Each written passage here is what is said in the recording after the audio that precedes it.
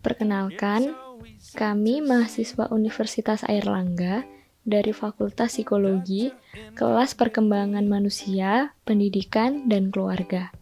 Di sini kami beranggotakan 5 orang, yaitu Bianti Deva Cesaria dengan NIM 205, Jasmine Octavia Putri dengan NIM 185, Marshall Wisang dengan NIM 221, Phoebe Krisanta dengan NIM 224, dan Putri Zaharani Ananda dengan NIM 189.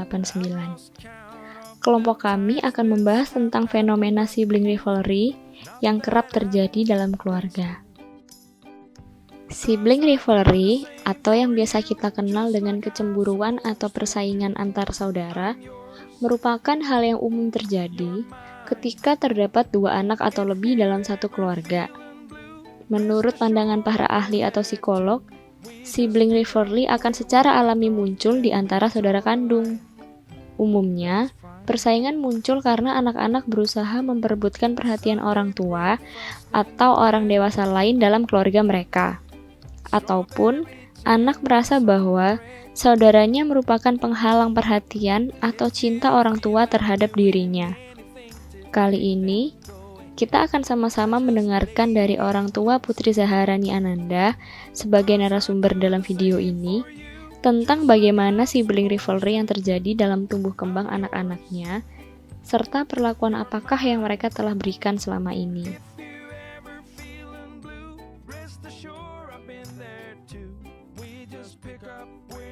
Terima kasih. Saya Wiaritola menikah dengan istri saya namanya Rita Jahara.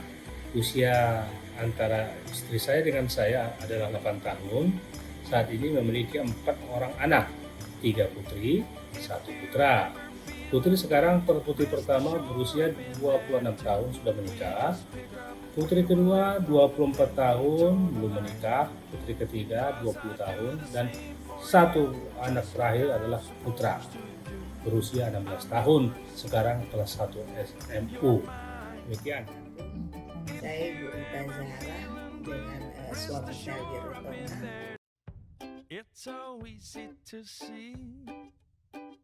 Ada biasanya kalau seandainya yang terlalu jauh jaraknya, dia lebih sayang. Tapi kalau yang dekat kadang-kadang dia itu ya merasa seperti saingan dia, sehingga kadang-kadang ya terjadi pertengkaran. Ya normal lah pertengkaran, anak kecil memperebutkan mainan yang mereka senangi. Makna ya dari perbedaan antara umur anak-anak itu pasti ada. Contohnya sekarang saya yang pertama ke kedua ini 2 tahun, itu kadang-kadang timbul kesenjangan sosial ya di antara anak itu, tapi karena kita mengarahkannya tergantung orang tua, akhirnya kesenjangan sosial itu bisa terhapus dengan kasih sayang di antara mereka. Itu yang ke pertama, yang kedua, dan itu yang kedua ke yang ketiga. Yang ketiga ini 4 tahun bedanya. Ini udah mulai mereka itu mengasihi, menyayangin adiknya karena mereka senang ada mainan karena seperti itu kalau masih kecilnya ya. Udah tuh yang ketiga sama yang keempat sama seperti itu juga. Jadi ada rasa kasih sayang lebih tinggi, bukan persaingan. Tapi kalau udah kondisi sekarang karena anak-anak saya udah selesai kuliah, ada yang ini pertengkaran pun ada, tetapi bisa diselesaikan secara baik.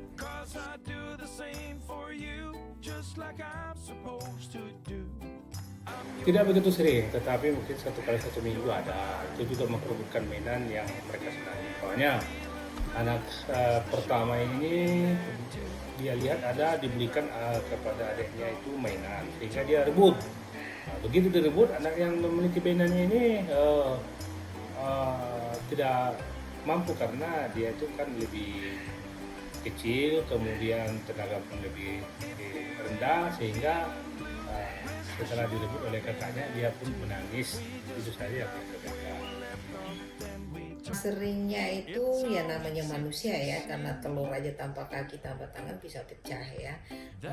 Tidak bilang pertengkaran itu pertengkaran kecil, kadang-kadang perbedaan pendapat, perbedaan atau saling mengganggu barang-barang di antara mereka seperti itu, atau saling jahil menjahilin.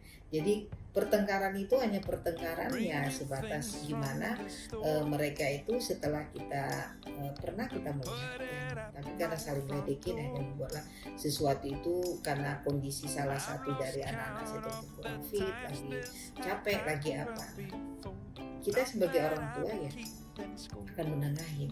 Alhamdulillah dengan kita tengahin itu anak-anak akan menjadi lebih akrab atau dekat kembali. Seperti itu.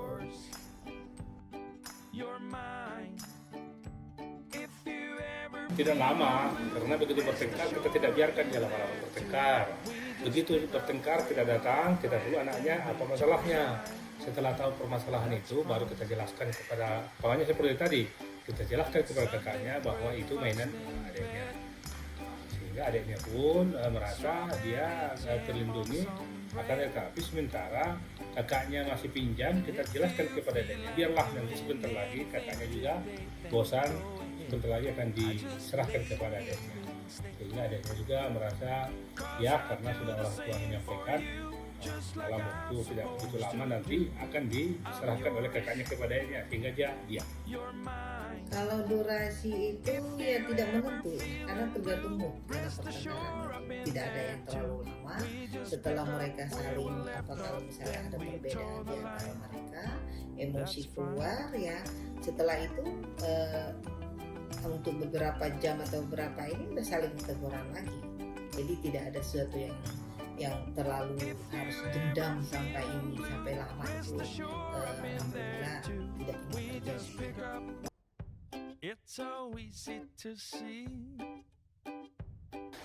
Kalau rasa cemburu kemungkinan ada, tetapi kita harus sering sampaikan kepada anak-anak itu bahwa yang menjadi haknya adalah hak tanggung jawab dia untuk merawatnya. Akan tetapi apabila dia senang, kita pun yakinkan kepada pemilik mainan itu supaya dipinjamkan sebentar, nanti pun dia akan bosan dan mudah-mudahan anak-anak itu juga mengerti, asalkan kita beri pengertian yang seimbang dan masuk ke pola pikir mereka.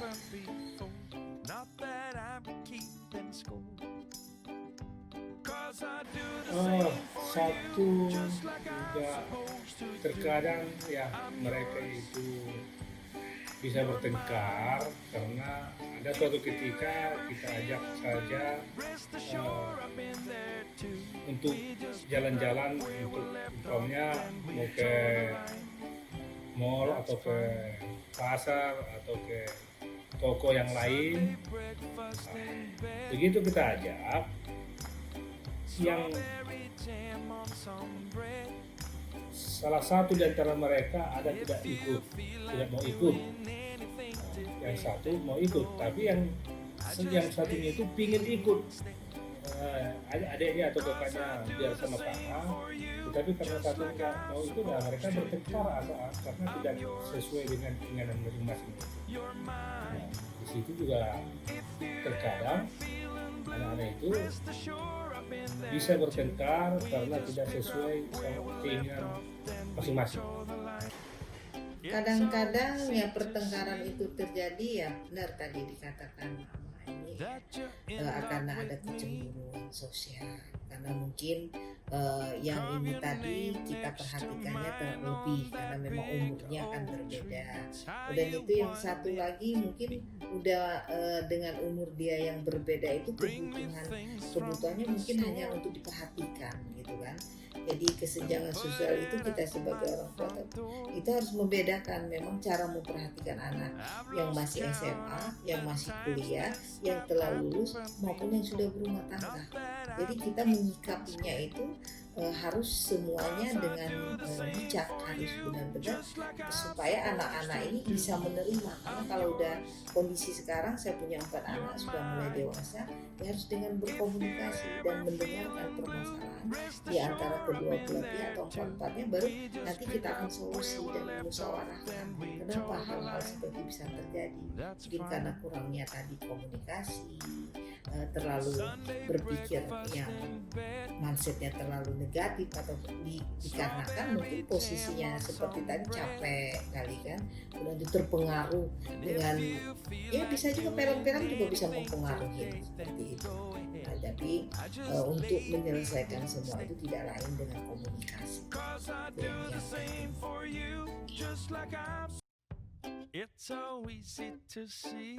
Nah, mereka bertengkar sebenarnya di usia itu di bawah 10 tahun, 11 tahun, ada juga di atasnya itu ada, tetapi sudah mulai mengerti apa makna daripada seorang kakak dan adik. Tapi kalau di bawah 10 tahun sering bertengkar karena mereka masih memikirkan keinginan masing-masing. Yang penting dia terpuaskan, yang dia paham dia apa makna daripada apa yang dia perebutkan itu. Sering bertengkar anak-anak itu gimana? Dibilang sering ya juga jarang-jarang. Kadang-kadang ada interaksinya itu pada saat SMP, SMA. Nah, itu pun tidak sering ya. Mungkin sebulan ada gitu kan. Jadi ya umur lagi mencari jati diri aja ya. Kalau misalnya sama yang pertama, mungkin yang pertama masih semester berapa kuliah, sama adiknya masih SMA atau masih SMP ya. Terjadi perbedaan aja, pertengkaran itu karena terjadi perbedaan pendapat, mungkin saling jahil, saling mengganggu barang-barang tanpa ngomong kan, seperti itu aja yang ini, tapi tidak sampai lama seperti itu.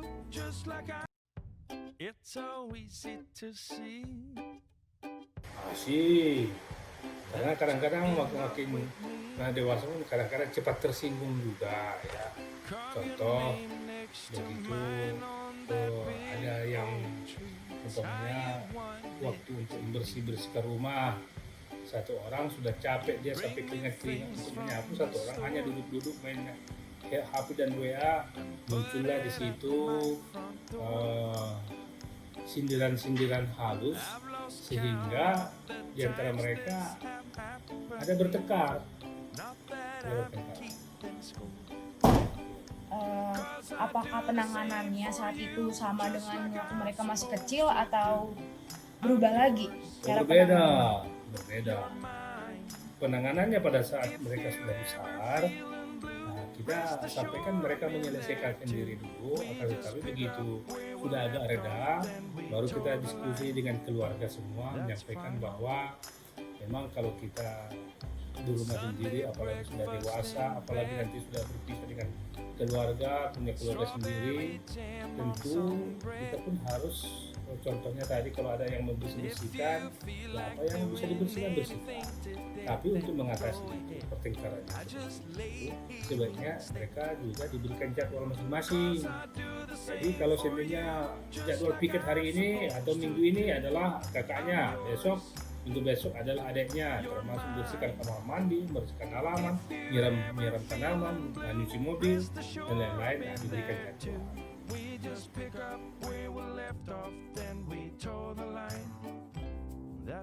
Prinsipnya karakternya mereka hampir sama. Jadi kita semua satu tim, kita sampaikan bahwa keinginan orang tua demikian, tolong kita sesuaikan kepada kita semuanya, walaupun ada membantu dalam rumah, tetapi kamu pun harus belajar mandiri. Karena kalau kamu sudah belajar mandiri, khusus membersihkan kamar sendiri, membersihkan halaman, membersihkan rumah, ya suatu ketika nanti kamu tidak akan memperoleh pelajaran lagi bagaimana cara-cara yang seperti itu. Jadi prinsipnya sama, tidak ada berbeda antara karakter. Kebetulan anak-anak saya itu semua karakternya hampir mirip, ya mengikuti orang tuanya lah. Nah, untuk menyesuaikan ya, kalau untuk saya sebagai orang tua menghadapi 4 anak itu 4 karakter, tidak mungkin sama ya. Jadi dengan proses dari kita kecil, kita juga belajar, mengerti ya, kita melihat gitu kan, anak-anak itu nggak bisa disamakan. Jadi bagaimana kita menghadapi mereka itu sesuai dengan karakter mereka. Gimana yang satu ini bisa dengan kita harus tegas dalam mendidik atau mengingatkan dia, ada yang satu lagi harus dengan pelan, dengan perasaan, dengan ngomong dan kasih sayang gitu. Ada yang satu lagi harus dengan berdebat dulu, setelah berdebat baru bisa menerima. Jadi disesuaikan dengan karakter dan kebutuhan umur mereka pada saat ada permasalahan tersebut. Seperti itu. Sehingga tidak membuat mereka itu menjadi khawatir dengan apa yang ada di pemikiran mereka atau mindset mereka. Jadi yang penting buat saya itu, buat anak-anak saya itu gimana mengelola mindset anak saya yang negatif itu menjadi sesuatu yang positif, yang bisa motivasi dan memotivasi mereka untuk menjadi yang lebih baik terhadap saudara. Harus takut, jangan saling menyakitin karena itu darah daging kalian sendiri. Seperti itu.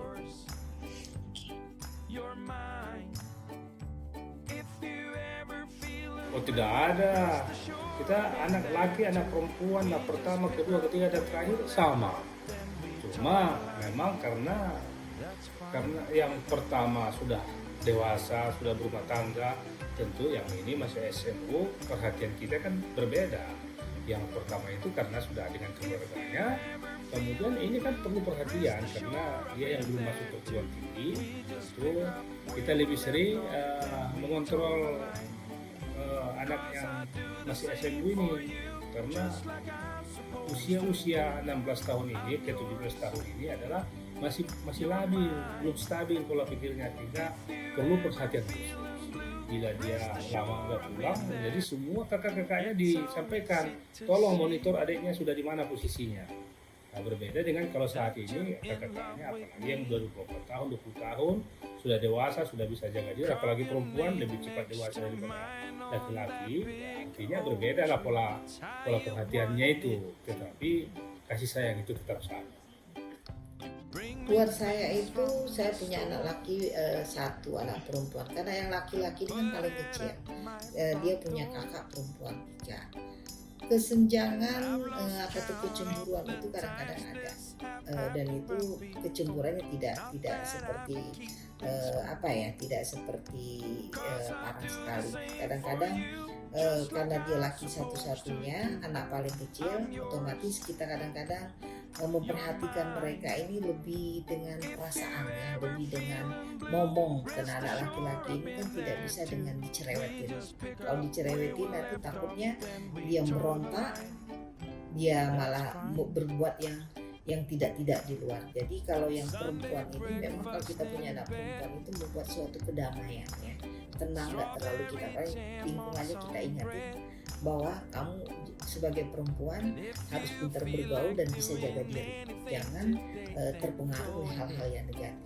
Nah, kalau anak laki-laki ini ada suatu kebanggaan dan sesuatu kekhawatiran karena lingkungan anak laki-laki kan sedikit arogan, ya, sebagai laki-laki, dan memang saya didik anak laki-laki itu jangan punya karakter seperti anak perempuan, tetapi dia tegas tapi punya ada rasa kasih sayang. Itu saya didik sama anak laki-laki. Tapi kalau anak perempuan dia harus lemah lembut, tegas juga, mandiri, tapi punya harga diri. Itu perbedaannya. Jadi kalaupun ada kesenjangan sosial, kakak-kakak itu terlalu diperhatiin lebih, ya wajar, karena dia masih kecil, cara berpikirnya dengan kakak-kakaknya pasti belum sama. Itu aja perbedaannya. Kebetulan ya, karena kita itu 3 orang perempuan sudah agak jauh bedanya dengan yang laki-laki ini, sehingga pada saat kecil dulu mereka sangat menyayangi adik ini, rebutan untuk menggendong, mengajak kemana-mana. Ya akhirnya kadang-kadang karena terlalu sayang kakaknya sama adiknya, ya ada yang laki-laki ini kadang-kadang lama-lama kesal, karena kesal dia itu, ya disitulah kadang-kadang mereka bertengkar, ya. Sebenarnya bukan karena bertengkar, karena ada kakak-kakaknya ini yang tidak tahu bagaimana, sudah capek adiknya tetapi tetap ajaknya diganggu oleh kakaknya. Kesal, bertengkar gara-gara diganggu. Kalau misalnya waktu udah gedenya biasanya bertengkarnya itu karena apa sih, Kak? Sekarang malah adiknya dipikir daripada kakaknya nggak berani bertengkar sama adiknya lagi. Justru sekarang adiknya walaupun dia masih SMA tingginya jauh lebih tinggi daripada kakaknya. Dan prinsip sekarang mereka sudah dewasa, ya tidak ada pertengkaran di antara mereka. Paling ya pada saat mau ngajak makan ada yang tidak mau makan, nah mungkin di situ ada sedikit bertengkar. Ada yang mau makan, ada yang tidak mau makan, akhirnya mereka bertengkar pada saat mau ngajak makan. Kalau apa yang menyebabkan pertengkaran ya di antara anak? Kalau dari kecil dulu ya saling jahil ya, namanya adiknya dijahil kakaknya, atau berebutan mainan atau berebutan ya. Intinya apa ya? Tidak terlalu parah-parah sekali. Jadi setelah mereka nanti ada yang menengahi, misalnya kakaknya mengganggu adiknya lagi ngapain ya, ini karena ada yang jaganya, jelasin, atau dari diri saya sendiri atau papanya yang jelaskan, hanya ya udah alhamdulillah nyaman. Kalau udah besar seperti sekarang ini, pertengkarannya itu ya paling ya tadi apa, karena tergantung mood ya, karena terlalu capek dan itu tidak melihat kondisi omongan ya, kadang-kadang mengingatkan adiknya cara ngomongnya yang salah atau yang terlalu tujuannya baik tapi mungkin kurang bersahaja, sehingga membuat kakaknya atau adiknya kaget gitu dengan intonasi nada menyampaikan suatu permasalahan atau suatu pertanyaan atau apalah itu, hingga menurut kakaknya tuh kok ngomongnya kayak gitu sih.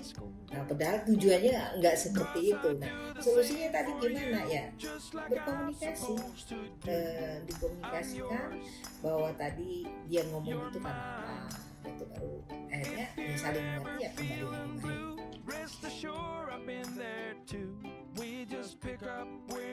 Sering saya sampaikan kepada anak saya bahwa bila bertengkar mereka di sepengetahuan saya sampaikan suatu ketika nanti papa dan mama tidak ada. Nah, yang paling bertanggung jawab terhadap kakak-kakaknya adalah anaknya yang laki-laki. Jadi anaknya kakaknya yang perempuan pun nanti disampaikan bahwa bila ayah tidak ada, yang bisa menikahkan kamu adalah adik kamu ini. Sehingga mereka dengan demikian mungkin muncul batinnya mengatakan harus saling menjaga. Dengan demikian tidak ada pertengkaran lagi, karena walaupun dia lebih kecil tetapi dia laki-laki.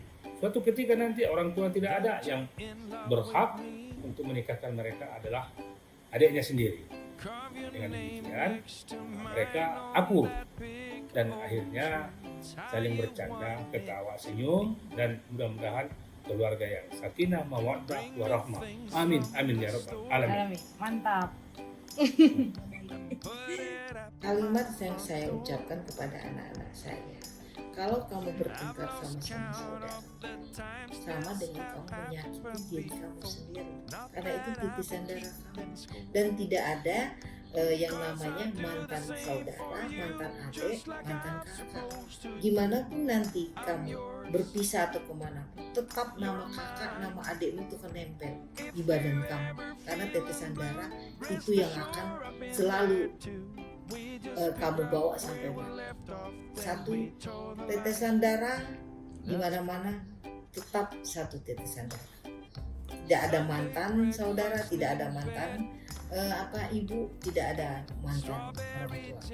Jadi di dalam hal itu jagalah kekompakan, persatuan kamu, saling memberikan saran, kritik, saling mengingatkan hal-hal yang baik ya, dan itu harus punya sesuatu hati jiwa itu penuh dengan doa.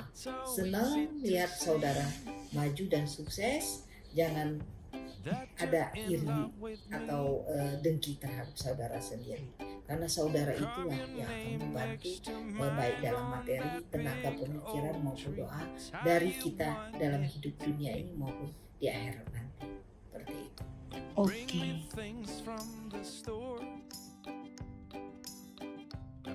itu hal-hal yang wajar ya bagi seorang anak-anak untuk bertengkar, karena memang mereka akan berontak dalam pemikirannya karena tidak sesuai dengan keinginan dia. Itu fungsi daripada orang tua menjelaskan mana yang baik, mana yang buruk, dan bagaimana untuk kedepannya. Jadi bertengkar itu juga bagus juga supaya membuat benturan-benturan pola pikirnya berkembang. Jangan hidup itu juga monoton, diam terus sehingga suatu ketika ada permasalahan dia tidak bisa mengatasinya. Bertengkar itu tidak semua jelek. Ada juga bertengkar itu adalah baik untuk mengasah pola pikirnya, bagaimana menghadapi solusi kalau ada permasalahan itu. Dari itu ya terjadinya ini ya perselisihan di antara anak. Itu sesuatu yang wajar kalau buat saya itu, dengan adanya hal yang seperti itu, seperti misalnya ada perbedaan pertengkar, itu akan membuat buat mereka itu sesuatu temuan ya, sesuatu saling menghargai, saling mengerti bahwa di antara mereka bersaudara itu ada suatu perbedaan yang berbeda mengenai kebutuhan, mengenai keinginan. Dari perbedaan-perbedaan itu mereka akan saling mengerti.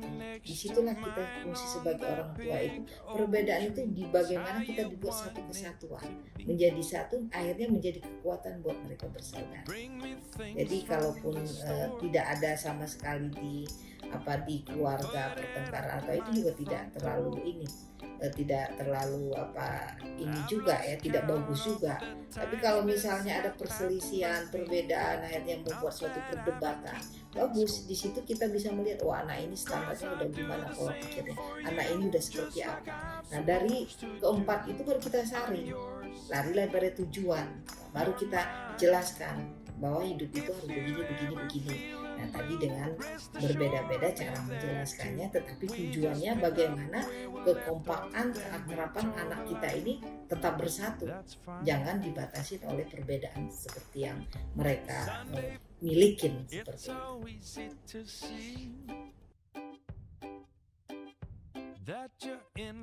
Yang pertama kita melihat itu kita sedih ya, timbul emosional ya.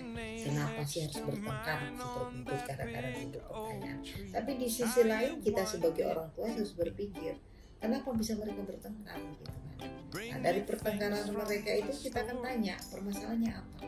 Setelah kita tahu permasalahan, kita harus bicara kepada anak yang A atau misalnya anak yang B, bahwa tadi begini, baru dipertemukan kedua anak ini, baru satukan. Kamu inginnya seperti apa? Nah, kakaknya ingin seperti apa? Oke, kalau seperti itu, bagaimana solusinya biar semua dua-duanya bisa menemukan atau mencapai keinginannya itu? Kalaupun dua-duanya nggak bisa dicapai, ya kita harus berusaha ini gimana caranya supaya bisa mendapatkan kepuasan diri kita masing-masing dengan jalannya ikhtiar dan doa. Dan itu selalu mensyukuri dan harus selalu ingat bahwa dia adikmu dan dia kakakmu. Pertama sebenarnya sedih ya, sedih masa anak-anak papa ini bertengkar terus, kenapa bertengkar. Tetapi setelah direnungkan memang mungkin itu ada faktor-faktor yang tidak ada seimbang di antara mereka, sehingga saya sebagai orang tua mencari titik temunya di mana keseimbangannya supaya mereka itu tidak bertengkar tetapi saling menjaga antara kakak dengan adik. Nah, di situ pun tidak selamanya anak-anak itu yang keliru. Orang tua pun harus keliru. Kenapa anak ini bertengkar? Harus renungkan. Mungkin ada hal-hal pembagian mainan atau pembagian yang diberikan oleh orang tua kepada anaknya itu tidak seimbang, tidak cocok, sehingga mereka ada berontak dalam dirinya ingin merebut atau menguasai milik yang bukan milik dia. Nah, di sini pun kita lihat bahwa ada orang-orang tua harus berintrospeksi kepada dirinya agar supaya bisa menyesuaikan apa yang dia berikan kepada anaknya bisa menerima dengan tenang sehingga terjadi suatu kerukunan tanpa pertengkaran. Mantap. Oke, sekian. Terima kasih. Salam dulu, Pak. Mantap, YouTuber. It's so easy to see that you're in love with me, carve your name next to mine on that big oak tree. That's how you want it to be. You bring me things from the store and put it at my front door. I've lost count of the times this have happened before. Not that I'm keeping score, 'cause I do the same for you, just like I'm supposed to do. I'm yours, you're mine. If you ever feeling blue, rest assured I've been there too. We just pick up where we left off, then we toe the line. That's fine. Sunday breakfast in bed, strawberry jam on some bread. And if you feel like doing anything today, then go ahead. I just lay here instead, 'cause I do the same for you. Kiranya dari video yang kami tayangkan dapat berguna bagi keluarga, terkhusus orang tua, dalam bagaimana menghadapi anak dalam masa tumbuh kembang mereka. Cukup sekian penayangan video dari kami. Kurang lebihnya mohon maaf. Terima kasih. That's fine.